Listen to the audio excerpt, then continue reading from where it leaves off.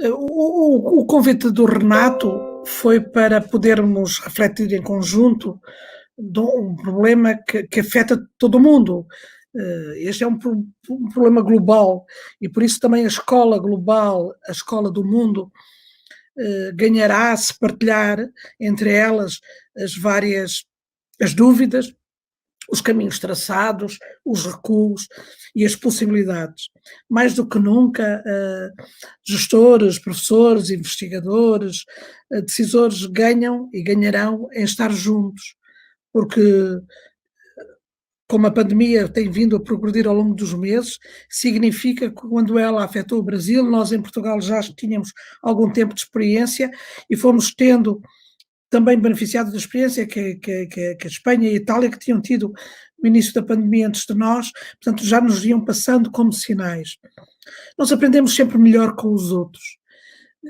Este não é um trabalho, a aprendizagem não é um trabalho solitário e por isso as trocas e a partilha não são para ninguém fazer o caminho por nós, mas elas podem nos ajudar a encontrar o nosso próprio caminho, a partir de falas, de sugestões, de experiências que possam ser inspiradoras. E é nesse sentido que eu me coloco aqui. Eu e o Renato trabalhamos juntos há muitos, muitos anos, desde há muitos anos, que a gente divide palcos, mesas de trabalho, congressos, palestras, por esse Brasil fora. E agora fica mais fácil, porque fica à distância de um clique de laptop, de computador, e estar aí convosco. O pedido do Renato tinha muito a ver como é que também em Portugal fomos enfrentando estas coisas, de até que ponto é que isto pode ajudar o Brasil a preparar-se. Nós temos um calendário escolar diferente do Brasil. Fora isso, as realidades são muito parecidas no que diz respeito aos objetivos da escola, aos objetivos do projeto educativo de cada um dos países. Eles têm coisas muito familiares, muito parecidas uns com os outros. O calendário é distinto. Nós estamos mesmo a terminar o nosso ano escolar, ele terminará amanhã. Amanhã as crianças deixarão de ter aulas à distância e, portanto, quando a pandemia obrigou, por questões de segurança, todos a ficarem em casa, isto aconteceu no caso português no dia 14 de março, no dia 14 de março, era uma quarta-feira, é tomada a decisão de encerrar o país, naquilo que podia ser o encerramento do país, mantendo só os serviços de urgência, de saúde, de distribuição de alimentos a funcionar. Foi preciso pensar no ensino à distância, num ensino que servisse todos para aquilo que iam ser os últimos 3 meses do ano escolar. Por um lado, vocês percebam, já havia 6 meses de ano escolar decorridos, portanto, um grande trabalho dos professores estava feito, ao contrário do Brasil, que apanha esta medida ainda quase no arranque do ano escolar.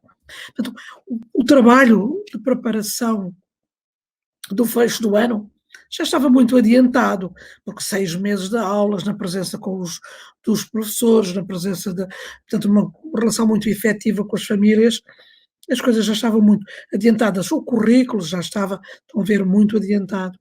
Tratava-se de, primeiro que tudo, não deixar os alunos afastar-se daquilo que era o projeto escolar. E esta era a grande mensagem do país. A Unesco, como vocês sabem, portanto, tinha logo dito que o que era mesmo importante era que não deixássemos nunca parar a aprendizagem. E eles têm uma mensagem importante para as escolas do Brasil, para as escolas de Portugal, mas as da Argentina, as da Itália ou as de Singapura. Isto é um problema, uma coisa que afeta todos os países. Mais do que a escola, naquilo que era a lógica escolar do currículo, das tarefas, da rotina, da avaliação, o que era mesmo importante não deixar parar era a aprendizagem. E em alguns países, se eu pensar no Brasil, que é um país tão grande, com diversidade e heterogeneidades sociais, culturais, geográficas tão grandes, nós percebemos que não há uma forma de ser escola. Há muitas formas de ser escola. Nós não podemos dizer a escola brasileira, não. Há muitas escolas. Uma escola agrária, uma escola do interior, uma escola do centro urbano, uma escola que apanha grupos socioeconómicos mais fortes, de outros meios rurais mais empobrecidos. Significa vários formatos, várias ofertas educativas. A natureza do trabalho de um professor é diferente e distinta. E por isso a escola, nuns, foi mais fácil não parar do que noutros. O que não podia parar em nenhum cantinho do Brasil, nem nenhum cantinho de Portugal, era a aprendizagem. E às vezes a aprendizagem assumiu formatos muito diferentes. Aprender com a família, por exemplo. Se nós estamos a falar de uma escola situada numa pequena vila, num pequeno lugar do interior rural do Brasil ou de Portugal, portanto, nós não estamos a falar da possibilidade de ter escola à distância, com redes digitais, porque não há sequer sinal que apanhe um celular ou que apanhe um laptop. Portanto, a escola vai aparecer de outra maneira, se calhar em papel, se calhar a partir das apostilas que os alunos já tinham, a partir de outros canais da rádio e da televisão até. Portugal é um país muito pequenino, não tem comparação possível com o Brasil. Nós todos só somos aqui em Portugal e ilhas, nós só somos 10 milhões de portugueses. O Brasil tem 220 milhões. Nós temos cerca de 1 milhão de alunos na escola, de educação infantil até o final do ensino secundário. O Brasil tem 40 milhões de crianças e jovens em idade escolar. Portanto, nós estamos a falar de uma dimensão tão grande que evidentemente tornará o problema e a resolução do problema mais complexo de gerir, mas não impossível de gerir. Se calhar mais urgente até ser gerido. Mas também nós, neste pequenino país, temos realidades geográficas, culturais tão distintas, que fizeram com que algumas crianças do interior do país, que é um interior pequenino, é um retângulo, Portugal é um retângulo, que tem 650 quilómetros por 250, mesmo assim, em algumas zonas do interior da serra, não há sinal para os celulares, não há sinal de internet para os laptops. E, portanto, a escola e a aprendizagem não parou a partir de outras respostas. As prefeituras foram ajudando a transportar de carro os materiais que os professores preparavam em papel, em suporte de papel. Nos grandes centros urbanos e nos centros urbanos com acesso, naturalmente isto não era preciso, porque era possível ter o seu professor na tela, de forma síncrona, a recomendar e orientar as tarefas, para então depois os alunos desenvolverem em casa. Portanto, também aqui a realidade assumiu muitos contornos e fez descobrir, e eu imagino que aí também, um país solidário neste seu grande projeto comum de não deixar a escola parar. O que parou foi o ensino presencial. A escola nunca parou. E eu sei da relação de trabalho que tenho com o Brasil, com escolas que também acompanham, algumas consultorias. Portanto, eu também sei que a escola nunca parou no Brasil. O que parou foi a escola presencial. É muito importante dizer ao país, às famílias, mas sobretudo às crianças e aos jovens, que nós não paramos. Nós vamos estar aqui, nas nossas casas, a pensar neles, a preparar o trabalho, a organizar o trabalho para eles. Com parcerias de redes muito solidárias. Das prefeituras à polícia, da polícia aos bombeiros, dos bombeiros aos escoteiros. Vocês sabem, houve voluntários de todo o lado que ajudaram a distribuir os materiais que a escola preparava para as crianças e os jovens que não tinham possibilidade de estar conectados de forma digital com os seus professores, com a sua escola. E por isso o slogan da Unesco é um slogan mais ajustado à diversidade do mundo, onde há países com milhares e milhares de crianças que, não tendo acesso ao digital, puderam, com as suas famílias, com a sua rede de comunidade solidária, continuar a aprender. Se calhar a aprender coisas diferentes dos conteúdos previstos nos planos curriculares pensados no início do ano, em janeiro, no Brasil, e em setembro, em Portugal. Se calhar não é o mesmo plano de trabalho, se calhar não são os mesmos objetivos, se calhar as competências, as habilidades previstas e planejadas não se vão cumprir da mesma maneira. Se calhar essa é a primeira das grandes decisões, nestas circunstâncias, o que é essencial, o que é primordial, continuar a fazer com os nossos estudantes. E a primeira das grandes prioridades é esta, é não perder nenhum estudante. Essa seria a maior recomendação que eu dou às minhas escolas, aos professores com quem trabalho, e aí também é não perder nenhuma criança, nenhum jovem do radar da escola.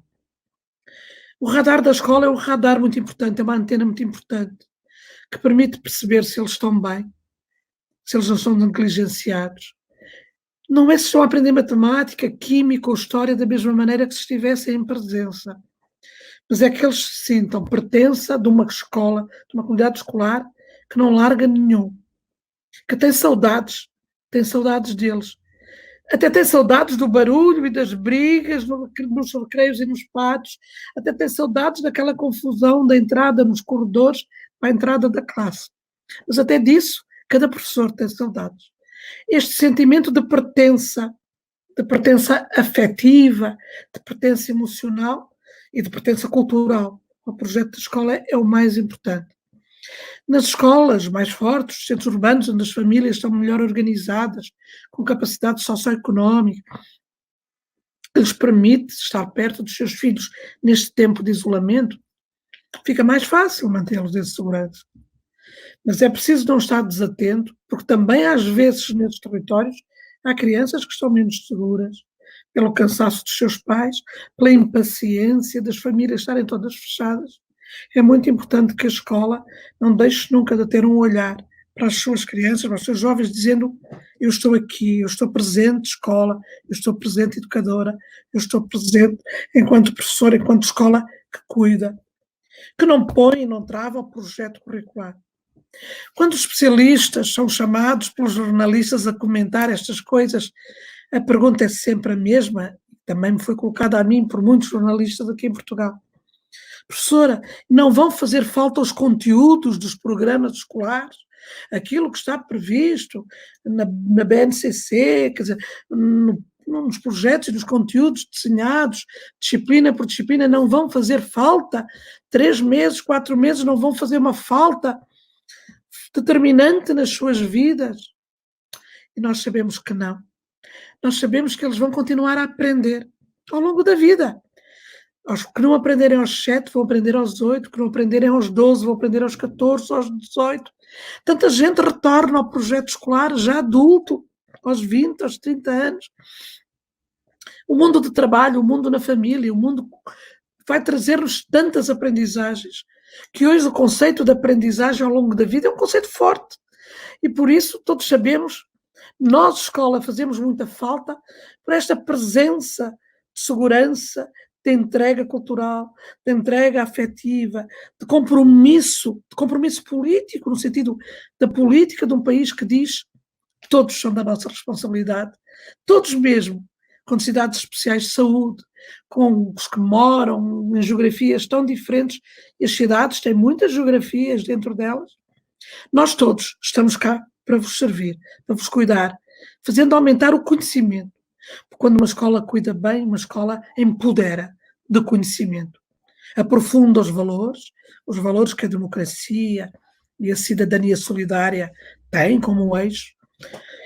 Os conteúdos ajudam a fazer este trabalho. O que é central na escola é a formação, esta formação integral. Os conteúdos servem, não são um objetivo central. O objetivo central é fazer pessoas. E nós sabemos que o que não for feito agora vai ser feito daqui a uns meses, para o ano e para o ano.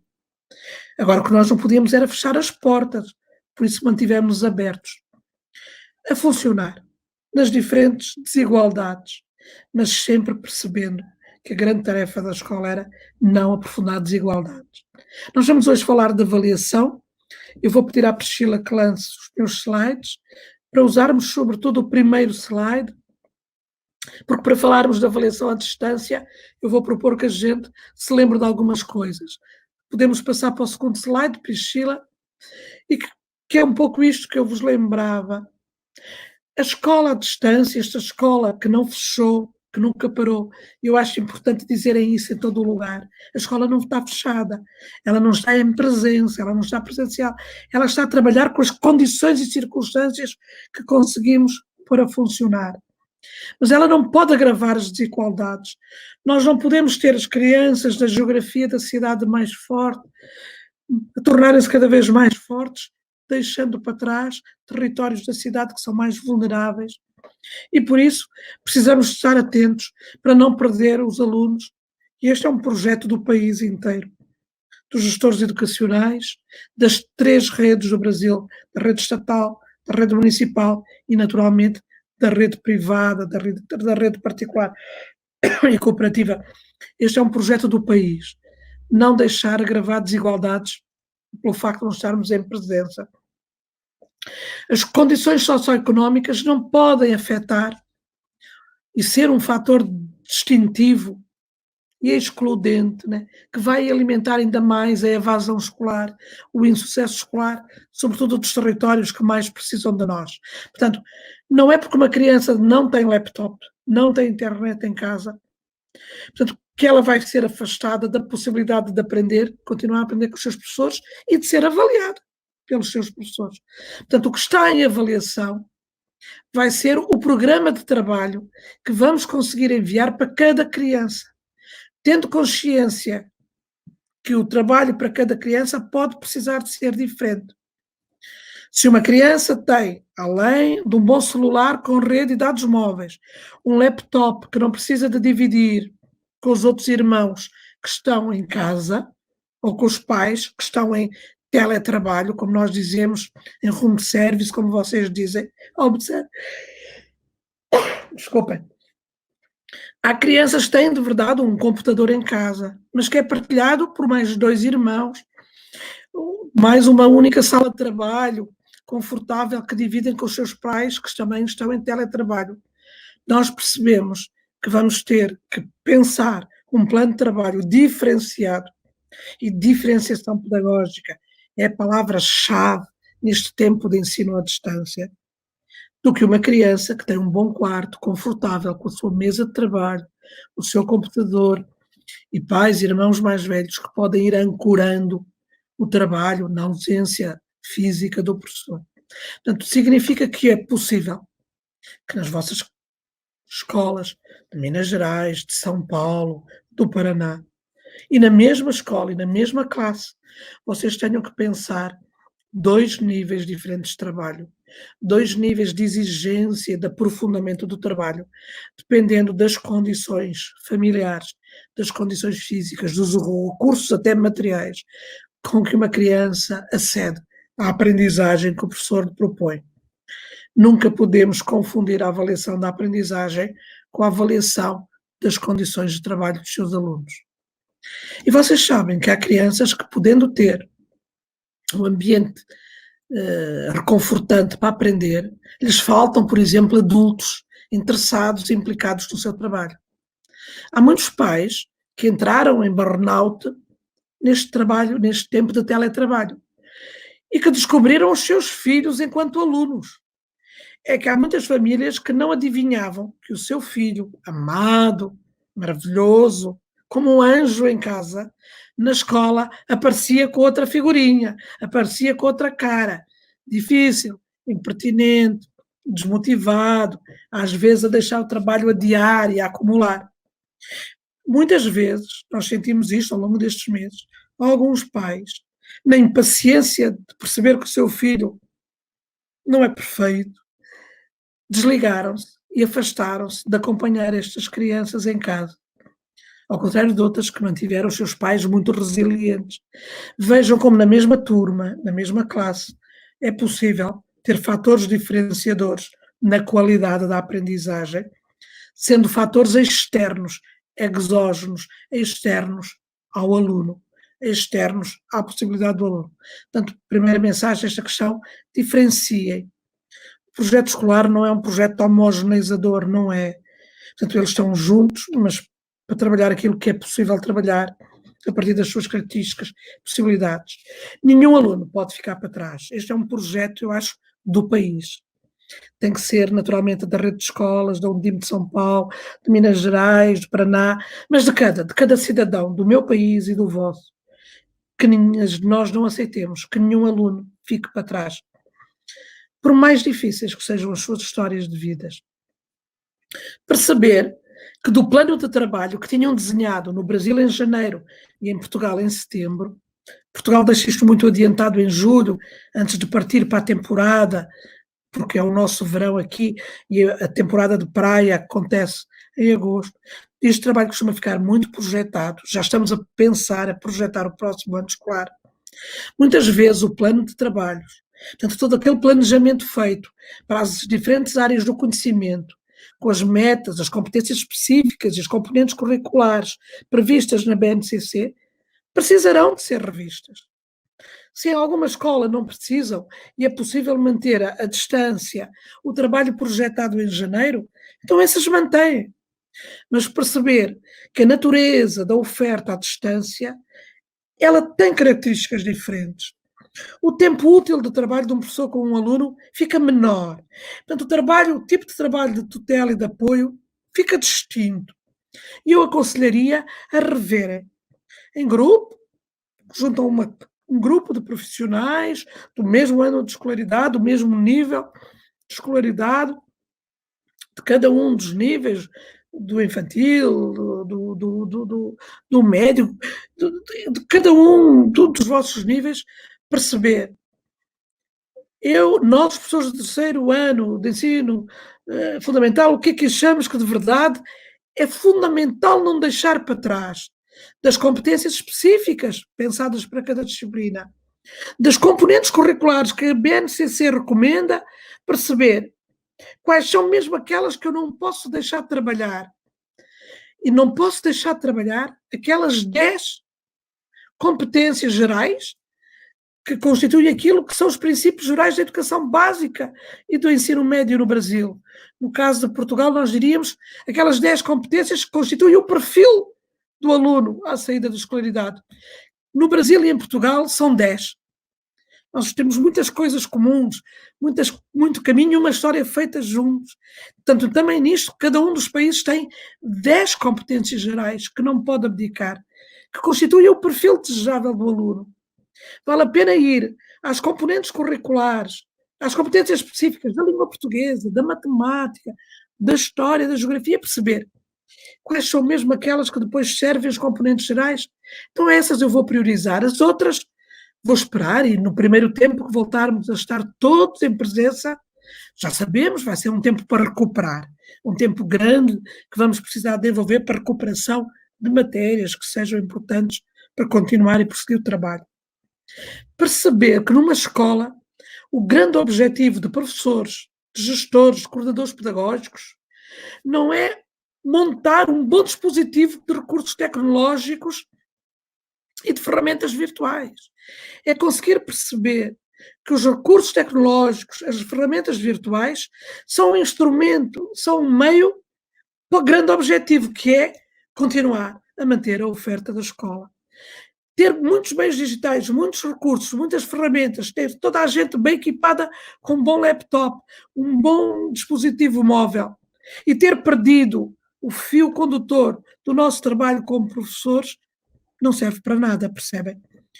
Vale a pena perceber que as grandes ferramentas tecnológicas são recursos, são meios. O que é essencial é este trabalho, olho no olho, este trabalho da troca de conhecimento. Vejam entre nós. As ferramentas são tão boas porque nos põem juntos. O que é mesmo importante neste seminário internacional é estarmos juntos. Quase 20.000 professores, gestores e coordenadores entre Portugal e Brasil. Usamos as ferramentas não é como o grande objetivo, porque senão nós não precisávamos de cuidar dos conteúdos que partilhamos, que dividimos. Era suficiente a gente estar aqui a cantar e a dançar.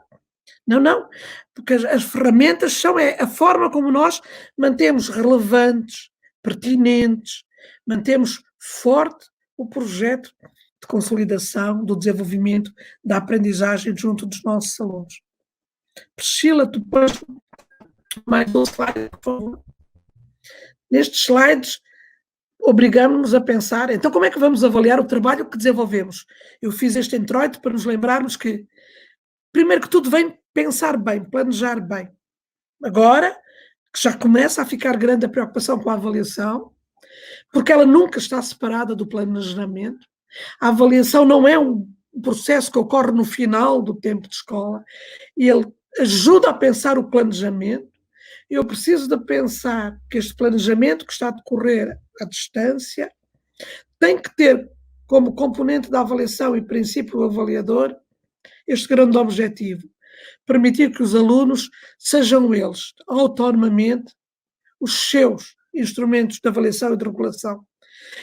Eu vou precisar de contar com os alunos de forma cada vez mais autónoma. Esta é uma doença terrível, não vai trazer nada de bom.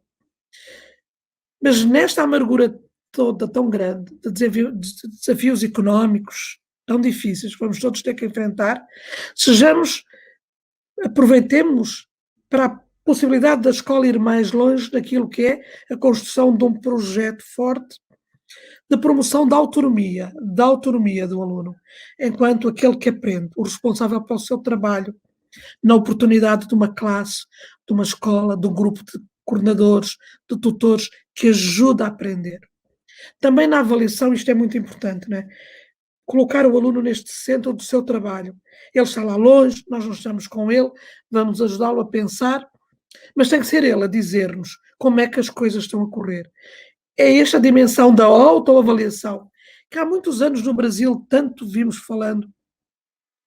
Eu ouço a Teresa Pena Firme, uma mulher maravilhosa do Brasil, que tanto me ajuda a mim a pensar as coisas da avaliação, e outros especialistas do Brasil, Lucchesi, sei lá, estou a pensar os grandes especialistas do Brasil são especialistas sobre avaliação para o mundo inteiro, e é impossível não pensar nas palavras do Lucchesi, nas palavras da Teresa Pena Firme, quando nos diz: não é o professor que avalia, isto é um trabalho que se faz em cooperação, aluno e professor vão juntos neste projeto de avaliação formativa, se entendermos que a avaliação é um momento de formação do aluno.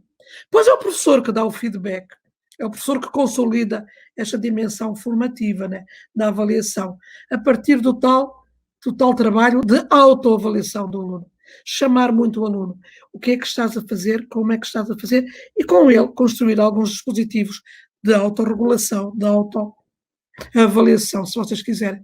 Podemos ver o slide, Priscila, só ainda um bocadinho mais este slide ainda.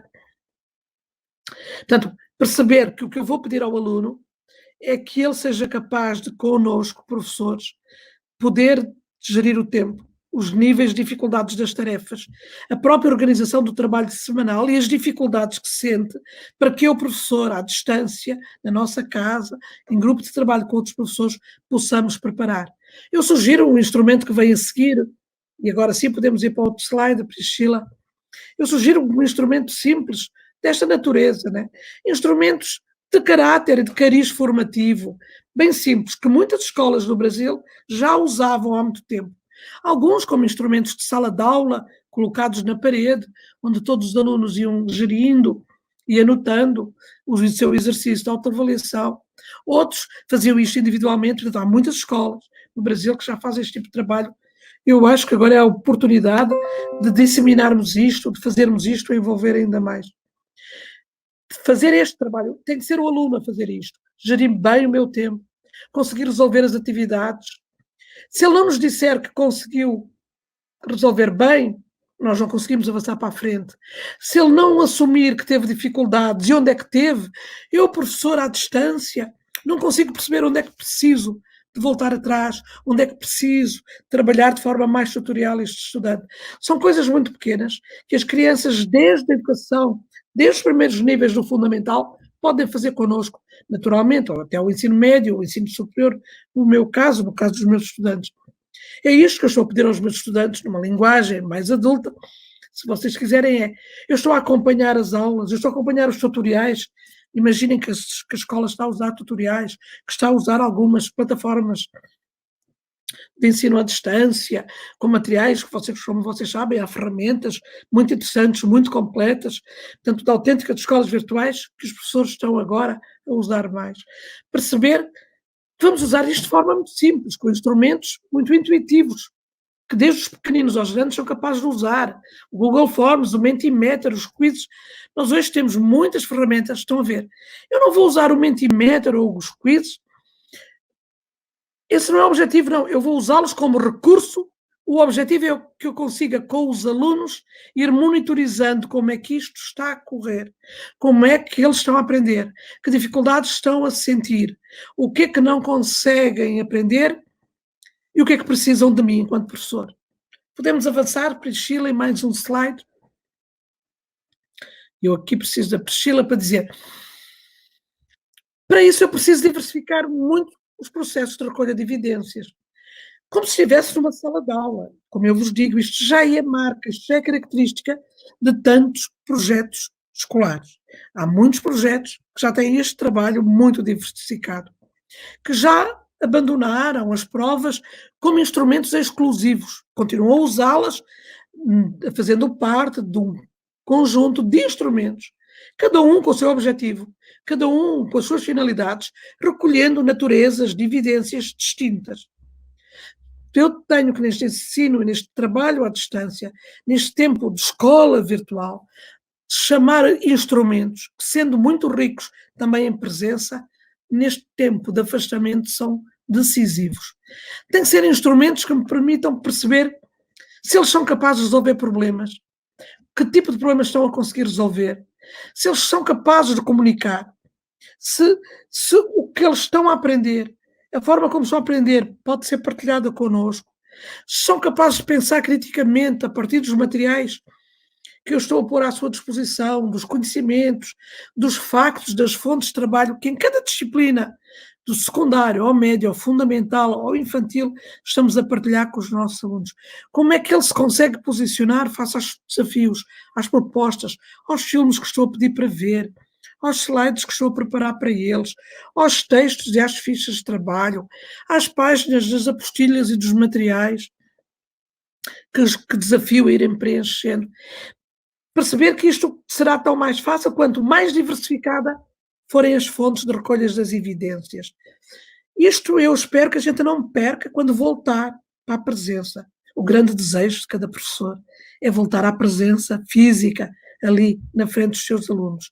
Neste tempo em que a presença física se faz a partir de uma tela ou de materiais em suporte de papel, perceber que é na diversidade dos instrumentos que eu vou conseguir apoiá-lo melhor. E por isso, não abandonem tudo o que aprendermos neste tempo. Eu desejaria muito que quando voltássemos agora à escola, em presença, nós levássemos também connosco o que aprendemos neste tempo e que pode enriquecer a nossa dinâmica de trabalho, a nossa relação em sala de aula. Instrumentos simples e materiais simples, e eu vou pedir à Priscila mais um slide, são só 5 ou 6 slides, portanto estamos quase a chegar ao fim dos slides. Priscila, o seguinte, Priscila, como é que eu posso ver isto? Vou pedir o slide seguinte, sim, Priscila. Como é que eu vou recolher isto? Como eu digo, instrumentos muito simples. As listas de verificação são instrumentos que muitas pessoas já usam bem. Como eu digo, estão longe de ser coisas novas. Em educação já tudo foi inventado. E em avaliação das aprendizagens também. Há dezenas de anos. O que ainda não conseguimos foi inventar uma forma de tornar isto real no nosso cotidiano. Nós, de verdade, precisamos tornar isto, de verdade, mais presença no nosso trabalho em sala. As listas de verificação são instrumentos de avaliação simples, rápidos, que também utilizando aquelas ferramentas digitais, aquelas plataformas digitais, é fácil de usar para que eu possa explicar aos meus alunos o que é que eu espero deles durante a semana. Isto é uma coisa muito simples. Em história, o que é que eu preciso que esta semana a gente faça? Isto, aquilo e aquilo. O que é que estamos a fazer? Onde é que eu já adquiri conhecimentos e posso avançar? O que é que eu ainda preciso de apoio para aprofundar? E o que é que eu ainda não aprendi mesmo que eu preciso que comece tudo do princípio? É isto que um professor faz. Este é o grande exercício da avaliação de um professor.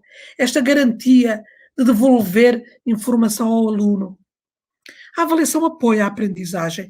A grande função da avaliação, vocês sabem, é apoiar a aprendizagem. Ela é parte da aprendizagem. Quando eu dou feedback, quando eu informo o meu aluno, quando eu digo não vais por aqui, vai antes por ali. Olha, repete isto para consolidar mais. Aqui não estás a perder tempo. Precisamos de ganhar tempo. E chama a família e pede ajuda. E pede um apoio e aulas supletivas. É este trabalho, é o feedback que damos aos nossos alunos que garante um caráter formativo à avaliação. Senão ela continua a ser meramente classificatória. O grande objetivo da avaliação na escola, numa escola para todos, como no Brasil e em Portugal, numa escola que espera levar o maior número possível de alunos mais longe que pode no percurso de educação, é que ela sirva para que ele se desenvolva de forma cada vez mais sólida.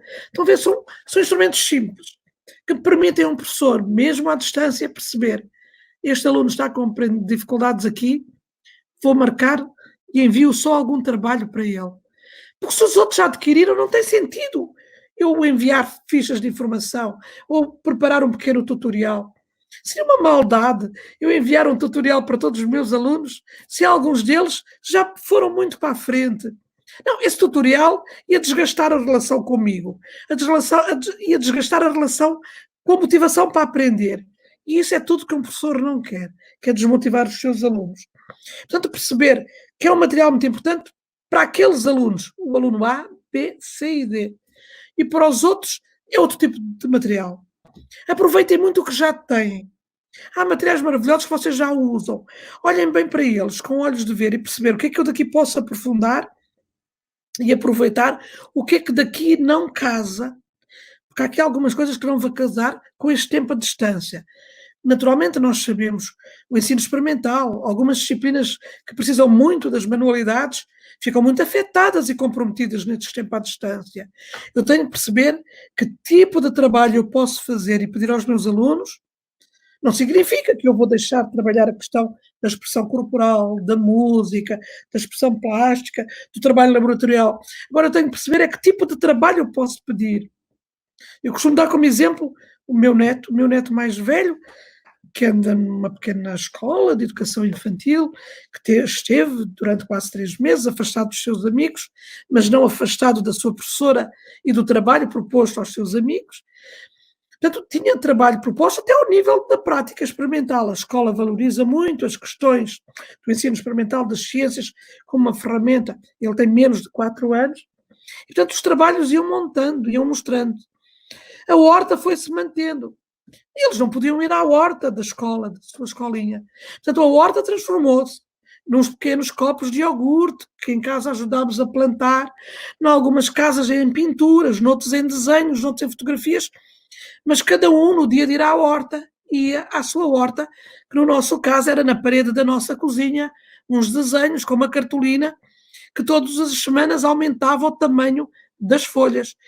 A educadora mandava a fotografia do tamanho a que já estava ao pé do feijão e cada criança na sua escola, na sua casa, os que puderam pôr feijão a crescer, os que puderam pôr feijão a desenhar, foram também eles acompanhando.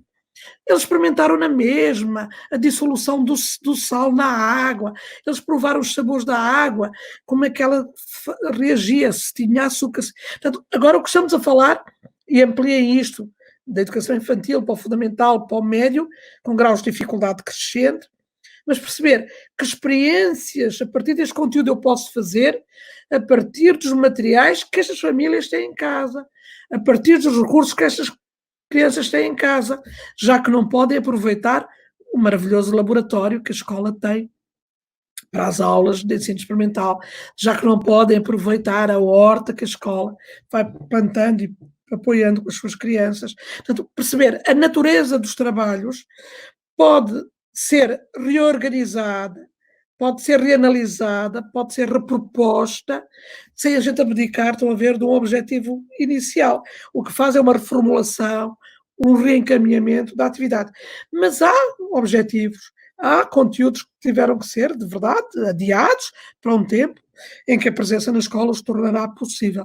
O meu último slide para vocês, que eu tinha preparado ainda para apoio, ele vai ficar à vossa disposição, era que valia a pena reter, portanto, algumas coisas deste trabalho em que todos aprendemos. Eu vou precisar do slide, sim, ainda visível por mais um bocadinho, Priscila, que valia a pena reter. Diversifiquem os momentos, os meios e instrumentos da aprendizagem e, por isso, da avaliação. Como hoje estamos a conversar sobre avaliação, eu pus de avaliação, mas ali devia estar de ensino, aprendizagem e avaliação. É porque isto está sempre alinhado, não é? Os instrumentos de ensino são instrumentos para a aprendizagem e são também instrumentos para a avaliação. Diversifiquem momentos, meios e instrumentos. A avaliação não se deve focar no único momento. Ela deve considerar o envolvimento dos alunos nas mais diferentes atividades. E nós vamos perceber que há alunos que participaram mais em debates e em chats promovidos por professores.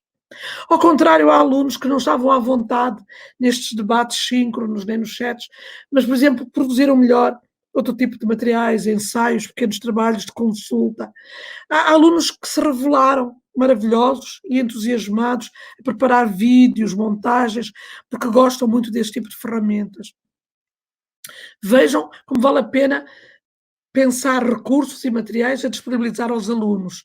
Não façam isto sozinhos, façam isto em grupo de amigos, em grupo de professores de cada escola, em grupo de professores do mesmo nível, da mesma série. Fica mais fácil sobreviver a este tempo que esgota tantos professores. Esgota, como dizia o Renato no início logo de seminário, é porque a gente já não distingue quando a gente está na escola ou em casa. É porque parece que a gente está sempre na escola. Porque o último telefonema do pai chega às vezes às 10 horas da noite. Porque o primeiro e-mail de uma mãe às vezes entre às 6 da manhã já está a bipar no nosso celular, não é? Primeira consulta do WhatsApp. Portanto, isto está a esgotar alunos, famílias, mas muitos professores. Portanto, façam muito trabalho em conjunto. Não vão sozinhos nisto. Enviem contributos, enviem questões para os fóruns definidos pelos professores e avaliem isto. É isto que a gente pede aos alunos. Façam sugestões, deem a vossa opinião, façam trabalhos extras, ponham-nos nos fóruns.